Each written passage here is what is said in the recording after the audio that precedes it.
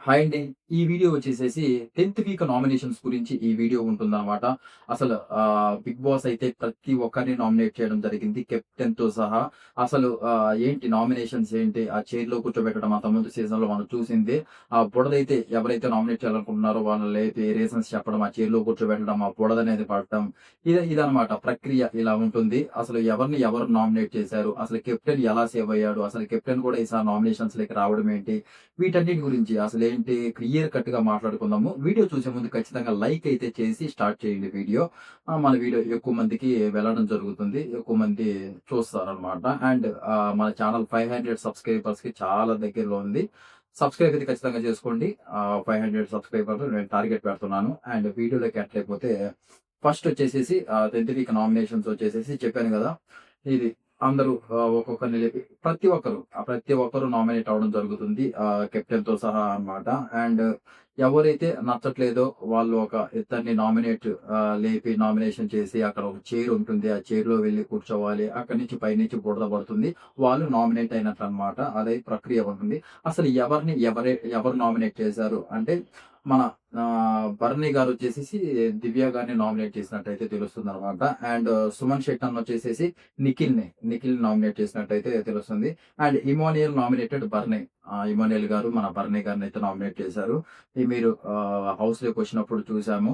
మార్చుకుంటాను. తర్వాత నేను ఇప్పుడు ఓన్లీ బాండింగ్స్ వల్ల బయటికెళ్ళాను. నేనేంటో చూపిస్తానని చెప్పారు గానీ, మీ ఆట అయితే మళ్ళీ సేమ్ అలాగే ఉంది గానీ, ఆ జోష్ ఎక్కడా కనిపించట్లేదని ఆ రీజన్స్‌లో అయితే నామినేట్ చేసినట్లయితే మనకి తెలుస్తుంది. అండ్ తనూజ నామినేటెడ్ గౌరవ్‌ని తనూజ నామినేట్ చేసింది.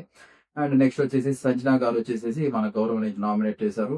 అండ్ డీమాన్ పవన్ గూడా గౌరవ్‌ని నామినేట్ చేశాడు. అండ్ రీతు నామినేటెడ్ దివ్య.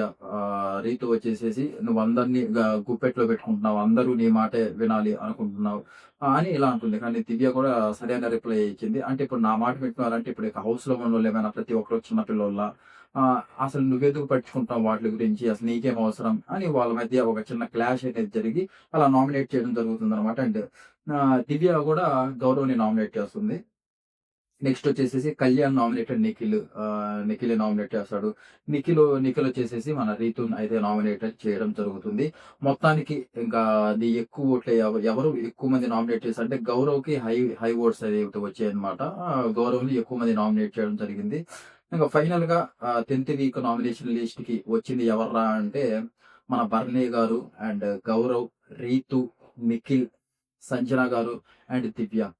వీళ్ళైతే 10థ్ వీక్ నామినేషన్‌లో ఉండడం జరిగింది. ఇంకోటేంటంటే బిగ్ ఫైట్ మనకి భరణి గారికి, దివ్యకి మధ్యలో ఒక బిగ్ ఫైట్ జరిగినట్లయితే న్యూస్ అయితే వచ్చిందనమాట. ఈరోజు నామినేషన్ ఎపిసోడ్ కూడా వస్తుంది. అది వచ్చాక మనది బిగ్ ఫైటా? ఏ ఫైటా? అసలు వాళ్ళిద్దరికి మనకి అంత ప్రీవియస్ వీక్ నుంచి చూస్తున్నాం. ఏదైతే కెప్టెన్సీ టాస్క్ నడిచిందో అప్పుడు నామినేట్ చేస్తారు కదా! అప్పుడు దివ్య భరణి గారిని నామినేట్ చేయడం జరుగుతుందనమాట. తనూజ, భరణి గారు ఇద్దరు ఉంటే అక్కడి నుంచి వాళ్ళకి ఒక చిన్న క్లాష్ అనేది వస్తుంది. అది ఇక్కడ కూడా అయిందనమాట. నామినేషన్స్‌లో కూడా వీళ్ళిద్దరు చేసుకోవడం. మళ్ళీ అది నిజంగానే చేసుకుంటున్నారా నామినేషన్? లేకపోతే ఇది స్క్రిప్టెడ్ లాగా ఏమన్నా చేస్తున్నారా? అప్పుడే నామినేట్ చేసుకుంటారు. తర్వాత ఎమ్మటే మళ్ళీ వాళ్ళు క్లోజ్ అయిపోయి మాట్లాడుకోవడం. ఇదంతా మనం చూస్తూనే వస్తున్నాం ప్రతి వీకు. ఇది అసలు మన భరణి గారిది, దివ్యది అసలు ఏమన్నా వీళ్ళు నటిస్తున్నారా? లేకపోతే రియల్‌గానే హౌస్‌లో అలా ఉంటున్నారా? దాని గురించి మీకేమనిపిస్తుందో ఖచ్చితంగా కామెంట్ అయితే చేయండి. చూద్దాం ఎంతమందికొస్తుందో ఏంటో. ఇంక మొత్తానికైతే భరణి గారైతే మనకి మళ్ళీ ఎంట్రీ వచ్చాక హౌస్‌లోకి ఫస్ట్ టైమ్ నామినేషన్‌లోకైతే రావడం జరిగింది. అండ్ ఆర్ట్ ఇంప్రూవ్ చేసుకుంటాడు. ఇప్పుడు బయటికి వెళ్ళిపోయింది. ఓన్లీ బాండింగ్స్ వల్లే పోవడం జరిగింది. అది చెప్పాడు. నేనొచ్చాక ఆర్ట్ ఇంప్రూవ్ చేసుకుంటాను అది ఇది అని చెప్పడం జరిగింది. మరి అది ఇప్పుడేమన్నా ఈ వీక్‌లో నామినేషన్స్‌లో ఉన్నాడు కాబట్టి ఆర్ట్ ఇంప్రూవ్ చేసుకుంటాడా? లేకపోతే అదే సాదా సీదాగానే మళ్ళీ ఆ బాండింగ్స్‌తోనే, ఆ పేరుతోనే పోయిన వీక్ అసలు ఇంక లగేజ్ కూడా సర్దుకుంటూ ఉన్నాడనమాట. నేనే వెళ్తాను బయటికి అని వెళ్ళడం జరిగింది. సారీ. పోయిన వీక్ కూడా ఉన్నాడు కదా! నామినేషన్స్‌లోగా. అవును. అదే నేను వెళ్ళిపోతాను అన్నట్టుంది. అంటే అతను ఆడలేకపోతున్నాడు. అంటే ఈ బాండింగ్స్ అన్నీ వదులుకొని, సేఫ్ గేమ్ వదులుకొని, తన ఓన్ గేమ్ తను ఆడడానికి అసలు ఇష్టపడట్లేదనమాట. నేను హౌస్‌లో నుంచైనా బయటికెళ్తాను గానీ, నేనైతే ఇలా ఆడలేను. ఎక్కువ ఎఫెక్ట్ ఇయలేను. అందులో ఇప్పుడు మన హెల్త్ ఇష్యూ గూడా ఉంది గాబట్టి ఆనికి కొంచెం ఫ్రాక్చర్ గూడా ఉంది గాబట్టి ఇది హ్యాండ్ ఫ్రాక్చర్ గూడా ఉంది గాబట్టి దానివల్ల గూడా ఆడలేకపోతున్నాననమాట. గౌరవ్ గురించి తెలిసిందే. పోయిన సీజన్ నుంచి గూడా ఎక్కువ మందితో తగువులు పెట్టుకోవడం, చిన్న చిన్న కిచెన్ డ్యూటీస్ దగ్గర దివ్యతో, తనూజతో, రీతుతో అందరితోటి ఏదో ఒకటి పెట్టుకుంటూనే ఉన్నాడు. అందుకని పోయిన వీక్ అదంతా రచ్చరచ్చ చేశాడు గాబట్టి, ఈ వీక్ ప్రతి ఒక్కరు ఒక్కొక్క రీజన్ చెప్పేసి నామినేట్ అయితే చేయడం జరిగింది. అనవసరంగా కొంతమందైతే నీకు ఇంగ్లీష్ రావట్లేదు, సరిగ్గా ఆడట్లేదు. కొంతమందైతే అనవసరంగా నువ్వు ఏదేదో మాట్లాడుతున్నావు తెలుసుకోకుండా అని ఎక్కువ మంది నామినేషన్ అయితే చేయడం జరిగింది ఈ వీక్ గౌరవ్‌ని. ఎక్కువ టార్గెట్ అయ్యాడనమాట. అండ్ రీతు గురించి ఆల్మోస్ట్ ఏదో పోయిన వీక్ ఏదో ప్రతి వీక్ అవుతుందనమాట నామినేషన్ ఏదో ఒకటి చేస్తుంది వీక్‌లో. అంటే పర్లేదు అంటే బానే చేస్తుంది కానీ మొత్తానికైతే రీతుని బానే టార్గెట్ చేస్తున్నారు. ఎవరో ఒకరైతే మొత్తానికైతే రీతునైతే నామినేట్ చేయడం జరుగుతుంది. అండ్ నిఖిల్ గురించి తెలిసిందే. మనం ఇప్పుడు దాకా చూస్తున్నట్లయితే ఇంక సేమ్ సాయి శ్రీనివాస్ లాగానే చెప్పుకోవచ్చు. గేమ్స్ ఏం ఆడటం లేదు. ఎప్పుడెప్పుడు కనిపిస్తాడా అసలు ఆ ఎపిసోడ్‌లలో అన్నట్టు అనిపిస్తుందనమాట. అంటే బిగ్ బాస్ ఫిజికల్ టాస్క్‌లు ఏం పెట్టటం లేదని కనిపించట్లేదా? ఏంటో మొత్తానికైతే అసలు కనిపించట్లేదు. ఈ వీక్ అయితే నామినేషన్స్‌లో ఉన్నాడు. ఇప్పుడు గాని అలాగే కొనసాగించి సేఫ్ గేమే ఆడతా, నేను కనిపించను, నార్మల్‌గానే ఉంటానంటే ఇప్పుడు ఏదైతే సాయి శ్రీనివాస్ నామినేట్ అయ్యి బయటికెళ్ళిపోయాడో అలాగే వెళ్ళిపోయే సిట్యుయేషన్స్ ఎక్కువగా ఉన్నాయన్నమాట. మరి ఈ వీక్ నామినేషన్స్‌లో ఉన్నాడు కాబట్టి ఎలా ఆడతాడో ఏంటో చూడాలి మనం.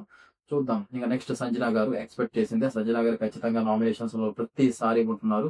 ఈసారి కూడా యథావిధిగా రావడం జరిగింది నామినేషన్స్‌లోకి. ఇంక సంజన గారంటే ఆ వీకుల్లో ఏదో ఒకటి చేస్తూనే ఉంటారు. సైలెంట్‌గా అయితే ఉండరు. దానివల్ల ఎవరో ఒకరు మైండ్‌లో పెట్టుకోవడం, ఇలా నామినేషన్ చేయడం ఇదంతా మనం చూస్తూనే వస్తామన్నమాట. సేమ్ ఇదే రిపీట్ అయింది. అసలు సంజన గారిని ఒక్క నిమిషం. ఆహ్, గౌరవ్ చేశాడు. సంజన గారినైతే నామినేట్ చేయడం జరిగింది. మరి ఆ రీజన్స్ ఏంటి అనేది మనకి ఎపిసోడ్ వచ్చాక తెలుస్తుందనమాట. అదనమాట. ఇంకా మరి ఇప్పుడు సంజన గారు కూడా ఎపిసోడ్ మనకి మొన్న సండే రోజు చెప్పడం జరిగింది. క్లియర్ కట్‌గా నాగార్జున సార్‌తో నాకు ఓట్లు ఎక్కువగా పడుతున్నాయి. జనాలు నన్ను ఎక్కువగా కోరుకుంటున్నారు. నేను ది బెస్ట్ ఇవ్వడానికి ట్రై చేస్తాను. ఈ వీక్ నా ఆట ఏంటో మీరు చూస్తారు హౌస్‌లో అని చెప్పడం జరిగింది క్లియర్ కట్‌గా.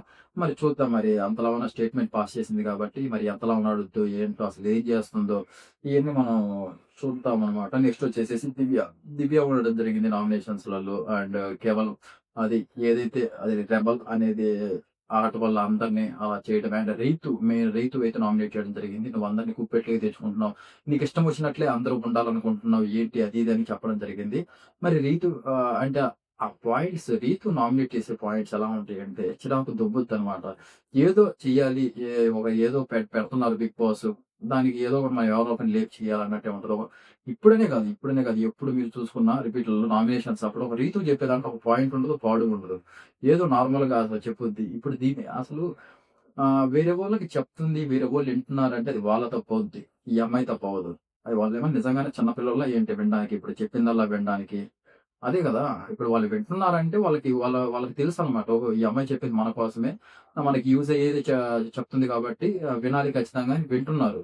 అది వాళ్ళకి తెలుసు. దాన్ని వాళ్ళెవరో వింటున్నారు, నువ్వు చెప్పింది వినాలా దాని పాయింట్ తీసుకొని నామినేట్ చేయడం ఏంటో అసలు సిల్లీగా అనిపించిందనమాట. ఇప్పుడనే కాదు ఎప్పుడైనా సరే రీతు నామినేషన్స్ ప్రీవియస్‌లో చూసుకున్నట్లయితే సిల్లీగా ఉంటాయన్నమాట.